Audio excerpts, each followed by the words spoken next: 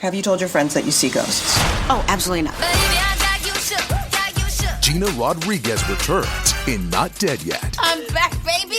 Who is up? Oh, she's the obituary writer. And Brad Garrett joins the brilliant ensemble cast. Titan, Maverick, Titan of all Mavericks. These are all words used to describe me. Not Dead Yet. Season premiere. Tonight, 8:30, 7:30 Central on ABC. And stream on Hulu.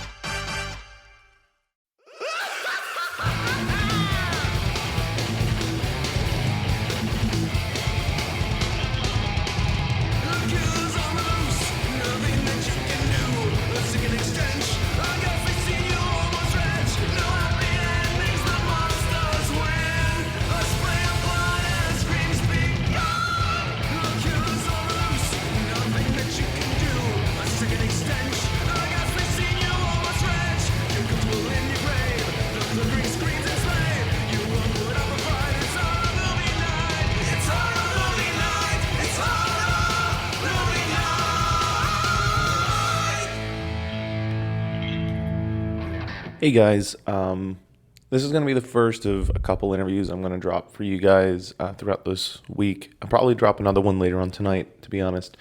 But this one is for the movie Cam.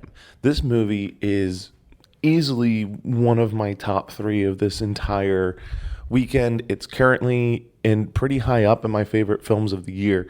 It's a very intense thriller with a lot of supernatural and horror elements, and it's about a cam girl who wakes up one morning to find that her account has been taken over by someone who looks exactly like her and is more popular and more risky and really growing her fan base, but she can't stand it because it's not her and it's going against her moral code. It's a really intense, chilling movie. It captures the world of Cam in a very accurate but beautiful way. And I had an opportunity to sit down with the director Daniel, the writer Isa, and the star Madeline. And this is a must-see movie. So it's coming to Netflix in November. Make sure that you make it a point to watch it. And then when you watch it and you inevitably love it, tell all of your friends to watch it. It's definitely not for everybody, but I think that they even know that. But it's a very good, fun movie. So I'm promising you that you guys will not be disappointed by Cam. Now enjoy the interview.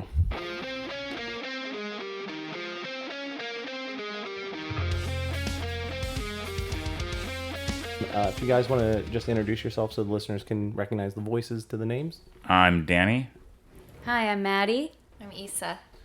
So this movie, I saw the screening of it yesterday, and it's fantastic. How apropos. Very fitting. For a few months, I actually worked as a personal assistant to a porn star and cam girl, helping her organize her cam schedule and responding to fan mail. And this movie so beautifully captures exactly what that world is like, and I think that there's a very good reason. So I'd like you'd like to give a little bit of the history of writing it. Yeah, definitely. So I worked as a cam girl for about 2 years, and so obviously I drew heavily on my experience there when developing the script. I really wanted to bring audiences into the world and to see what it was like to be a cam girl, and also have them empathize with a cam girl and kind of relate to her in a way maybe they hadn't before, instead of exotifying it. And so that's kind of where it started. Yeah. Her identity was not stolen, however. No. That part is obviously fictional, yeah. And Daniel, unless I saw this incorrectly, did you also edit the movie? I did not. Okay. No. Is that different, Daniel? That is my best friend and somebody who I went through like film school together with. We've been working together for almost. But his name is Daniel Garber. My name is Daniel Goldhaber. I was in the editing room every day, much to his chagrin. But it's his first fiction film that he's cut, and it's the editing is insane, out of this world. He did, and I mean, I think that it's hard to, I think, I don't know if you were there for the Q&A, but this is a movie that on almost every level the cinematic form is experimental and unprecedented in terms of how we're talking about technology and how we're kind of intercutting between the real world and the digital world of the film. And, that it doesn't feel like it's experimental, that I think every moment of the movie and the narrative tracks so clearly is to Dan's credit and to Isabel, our creative producer, who was also very heavily involved in the edit, that like Dan just like really had a vision for how to bring these elements together and for how to kind of keep the rhythm and pace and suspense and story while I think really pushing the bounds of movies. Well, and, from sitting in the Q&A, and I kind of had a vibe about this just from watching the movie, but it, they say all the time that there's no I in team, but this feels like a movie that really defines that. Like, everything that works about this movie can't be attributed to just one person. It looks like it really was this giant team effort of a great script mixed with a really great direction and fantastic acting. Like, there's not a point in this movie that you're not just wowed by everything that's happening. And it's so hard to talk about it. Like, I don't want to talk about it too much because I want everyone to go and actually watch the movie. And the more you dig into it, the harder it is to not reveal all of the tricks and the twists and turns. But just fantastic job with this, guys. Thank you. And something else that I'm really proud of on behalf of the team is that it's not only like my first film and Isa's first film. My first film as a director, Isa's first film as a writer. It's our producer's first film, our editor's first film, our composer, our sound designer, our director of photography. First feature film. First feature film. But so like it's like most of the team was like under 30. So everybody on this was, I think, really trying. Like everybody put literally everything they had into the movie on like an emotional. And it was palpable. It was like palpable on set that everyone was very, very determined to really flex their muscles, but not in like an egotistical way, in a way that's like, let's see what we can fucking do right now. Like, let's really go for it. And it paid off, I think. I think it's beautiful. I'd be inclined to agree. And I want to talk to you a little bit about your performance as Lulu / Alice / Eve / Lulu 2. Lola. It's been a long weekend. You talked about this a little bit last night, but there's so many layers and different nuances to each version of that character. And again, it goes back to the script of, for me personally, when I was working with the person that I was working with, I used to always say, I really like the person that I hang out with more than the person that goes in front of the camera. And that was just from hanging out with them and seeing the different personalities for each thing. How did you keep track of all of the different personalities that had to play out in this character? I think it started a lot with like just connecting with Alice and starting there and like, how do I connect with Alice as a woman and what do we have that's similar? Okay, well, we're both like in our 20s and we're both cisgendered white women, and just like breaking it down to like the very, very basics, and then kind of building from there. Okay, well, what about me can Alice also identify with, and that, and then taking that from and especially talking to Isa about kind of what how we have parts of our personalities that we might exaggerate in a performative way, especially online. And as a cam girl, like what things you want to exaggerate to generate more tips or more viewers or whatever. So then taking Alice from there and then exaggerating parts of her and how that works. And so there's Alice and then Alice as Lola. And then Lola 2 was just like, Lola 2 doesn't have any of those anxieties or what idiosyncrasies about herself and her personality. She doesn't have one. But that was just like hyper focused on generating tips, making money. And just kind of, playing with those three and building it. Something that we wanted to do throughout was build Lola 2. So she's a little more like regular Lola in the beginning, and then she just gets bigger and bigger and bigger and more imposing and just so much different than regular Lola. And just kind of building on that and and exploring that, and having Lola 2 be something that Alice just could never be. She just, yeah.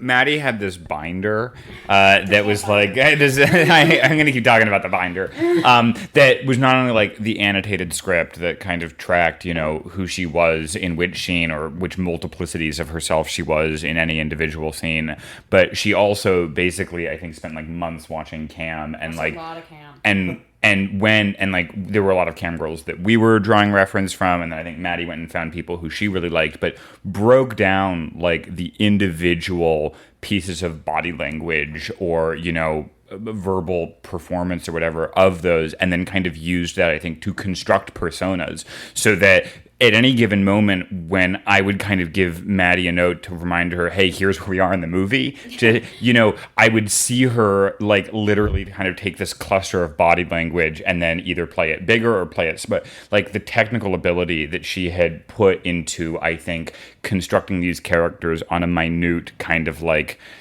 eye twitch by eye twitch level was completely there and controlled. And I think that to me is like so incredibly impressive to see somebody kind of just bring that into a role without kind of losing the humanity of the characters.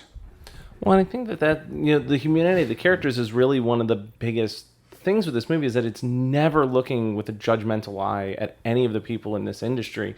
I almost feel like, and I could be completely wrong, I almost feel like the most judgment that's thrown on anything is the people in the chat room that hype it up to a way, like, they're, to me, the biggest villains in the movie. They're a bigger villain than Lola 2 in a lot of ways. Was that pulling from any personal stuff, or am I just creating my own narrative? Yeah, no, I think for sure. I think I kind of see the film as having two villains. One, what I wanted to emphasize was kind of the negative reactions of Alice's town in general, the cops, and kind of highlight that as a place that is kind of bringing negativity into her life. And then, yes, the men in the room that kind of hype her up. I did a lot of shows. And I did a lot of BDSM shows, and there were always people, you know, the kink community can be absolutely wonderful, and there were a lot of people who really engaged with that power play and those dynamics of pain play really respectfully and really understood, you know, how the dynamics worked. And then there were always those people in my room who kind of you know, pushed a little hard and sometimes felt like maybe they were just there for the spectacle. Maybe they were just there to see me actually hurt myself. You know, they weren't necessarily engaging with the kink so much as, oh my God, here's a hot girl, she's going to hurt herself, you know. And so I think playing with that was really interesting, where you kind of cross this boundary between like, where are we having this like respectful cam show and where are we having trolls that are coming in to egg someone on to hurt themselves. And so a lot of the men that are egging Alice on to hurt herself, you know, come from that. And in the opening scene, you know, the one when they're saying kill yourself, and she's actually kind of taking control back of that, because she has actually, you know, planted someone as that troll. And so it's kind of this inversion of that, where she's saying, okay, if you guys want me to hurt myself so much, I'm going to do it. And so that was kind of playing with that. Yeah. And I think that one of the other successes of the movie there that is 100% Isa and Isabel, our creative producers, is that Isa wrote the entire chats for every single cam show. So yeah, so like there's like a whole second movie that is unfolding during the movie that we wanted you to be able to like pause it and like actually track all the characters, like Dumpty Humper and, you know, Diggy Dog, Carpet Monster. They all have personalities, they all have in jokes, they're all kind of like going through their own stories. Some of them are kind of, you know, jerks, some of them are, you know, just really funny, some of them just tip, you know. And I think that the threading of that, I think even just subconsciously on the audience, is what maybe gives it that feel of like both a mob, but also a mob that has individuation and kind of individual characters. All right, so this last question is not so much about the movie Cam, but we're going to tie it into, it's a bit of a horror movie. It's a lot of different genres. It's tough to actually nail down the genre, but it's horror enough that it fits on Horror Movie Night. What is each one of you, like, horror film that you go to, a comfort horror film, if you will? Give me a second. A comfort horror film that comes to mind first is Videodrome. Okay. Love Videodrome. I watch it a lot, and I watched it a lot while working on this film. I just love Cronenberg in general. But I would say Videodrome, go to. Yeah. I need a minute. I don't know if I watch horror. I'm weird with horror because I don't really watch horror as comfort. Like I get very like it. I get freaked out by horror movies in like a real way. But I'd say that like my comfort horror director is probably Lynch because there's always this aesthetic world I can kind of fall into. So like I do think that I would say if I have a comfort horror movie, it's probably Lost Highway, which is probably like a really messed up thing to say, but I also love The Shining and also Cronenberg. I'd say Dead Ringers was a huge inspiration for this movie as well. I could actually, that and Videodrome both make a ton of sense. Yeah. I'm going to name several. Okay. Because The Shining is my favorite movie of all time. Yeah, I didn't know that. I'm so happy. It's like my favorite movie of all time. When I saw the carpet outside, I just melted. Also, is Silence of the Lambs considered horror? Yes. Okay, that's also a favorite. And Scream. Is that... I just saw Scream for the first time, and oh my god, it's so good. It's so fucking good. It's so good. But also, in high school, I think my brother had just graduated. He's 3 years older than me. Our way that we bonded, like, as two people who are very, very different, we bond over horror. So we used to have HMDG, which is horror movie drinking game. And my brother, we would pick a slasher film, and my brother, because he's seen them all like 3,000 times, would just like make up rules when we would have to drink. And that's how we bonded in high school, me and my brother. So, and we still bond over hard. Like, we're both going to go see Suspiria together. Very excited. Has he seen Cam yet? He's going to see Cam next week. Yes. Yeah. I'm very nervous. I just called my dad. He's going to see it. And I was like, Dad, you're going to see my boobs. And he was like, I didn't know that. I'm like, you don't know what the movie's about.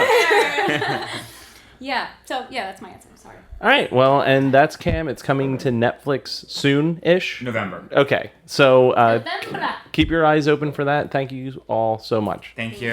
Great to meet you.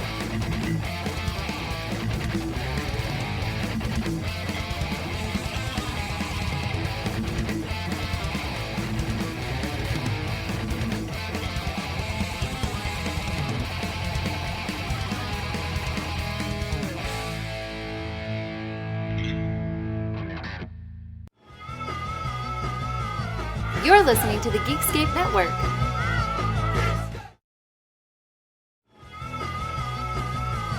You're listening to the Geekscape Network.